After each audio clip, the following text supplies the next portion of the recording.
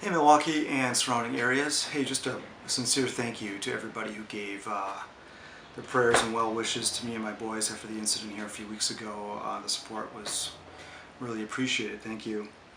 A lot of people asking me questions about what actually happened, what happened to the guys, how did this all come to be. So I wanted to do a quick video here. I think that'd be the fastest way to get this information across. So a recap for those of you who don't know, I had a break-in here May 17th, 10 o'clock at night. Had a guy with a shotgun come into the back of my house. I happened to see him. He did not see me. I was able to jump him. We started to fight. I wound up on the wrong end of the gun, and the gun was pointed at my head. I was able to get the gun away from me. It blew a hole through my floor. At that point, 3 other guys came in, and I stood down, and they were looking for money. They beat me up a bit, and I was able to get my kids out of the house when they all went into my back bedroom. They flipped up the bed and were looking for something specific, it seemed to me. And all they really found was my baseball card collection, which ironically was probably more valuable than what they actually did take. So much to their disappointment, they ended up not sticking around too long, although it was about 5 minutes, which from my perspective was kind of a long time. So that's the recap. Let's fast forward to today. Within about 2.5 weeks, 2 of the guys were caught, and there were 2 other guys involved that have not yet been caught. But the 2 guys that were caught, for my money, they were the main guys. One was the shooter, the guy who hit me with the gun a couple times. And a lot of people have asked me, what are their nationalities? So we had 2 Hispanics, 1 white, 1 black, because we are so multicultural here in Bayview. And how did they get in? Well, they walked right in. I had the back door unlocked, so I think these guys were coming in anyway.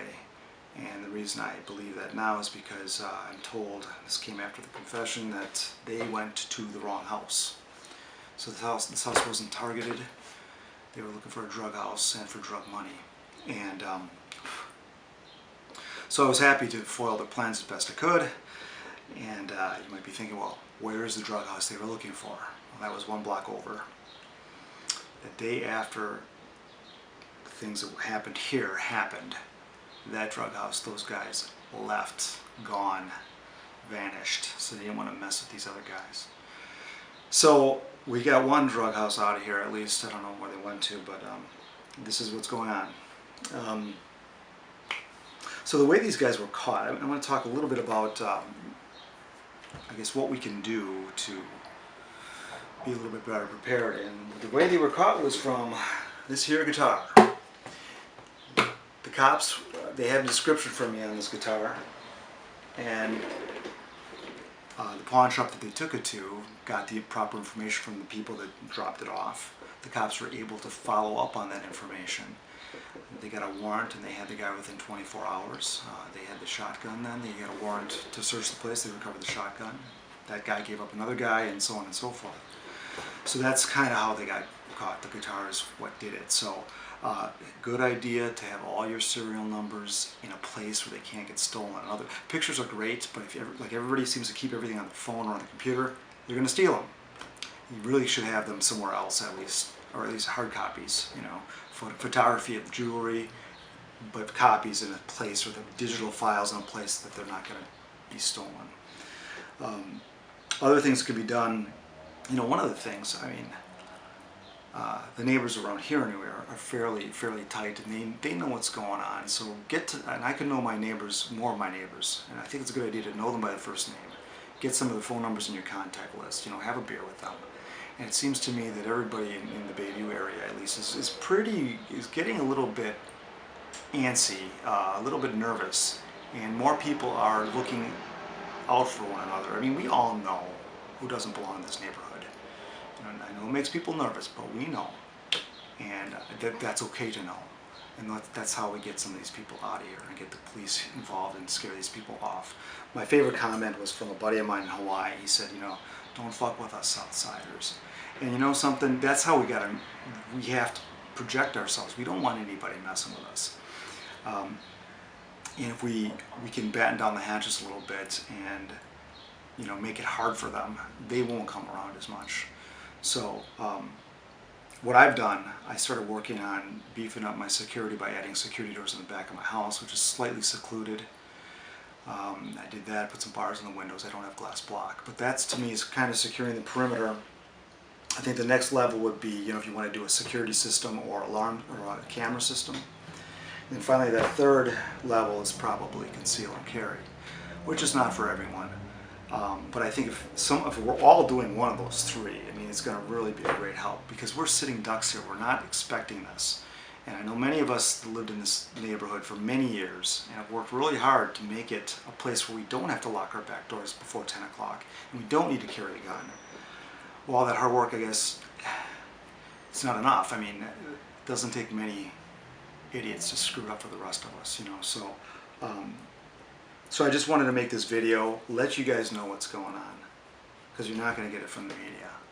You know, if they could do any investigative reporting at all and let us know what's really going on in these neighborhoods, it would be helpful. And since they can't do that, I guess we got to do it for them. So that's why I'm here. There's some great tools out there. Nextdoor.com is wonderful. That's when everybody in adjoining neighborhoods stay really in contact with what's going on. So that's one way. And finally, you know, this no chase policy in the city has really been hard on the city. It's emboldened all the criminals, and many of the drug houses are now mobile. Police aren't allowed to get chased. They're zipping onto the outlying areas. Crime is going up there. You know, it's just a different feel. Something's not right here, and I can feel it. And it doesn't take a lot of secondhand. A lot of people have firsthand experiences with bad things going on, at least secondhand, and everybody I talk to seems to have a story. So I think us being more prepared will help in that vein quite a bit.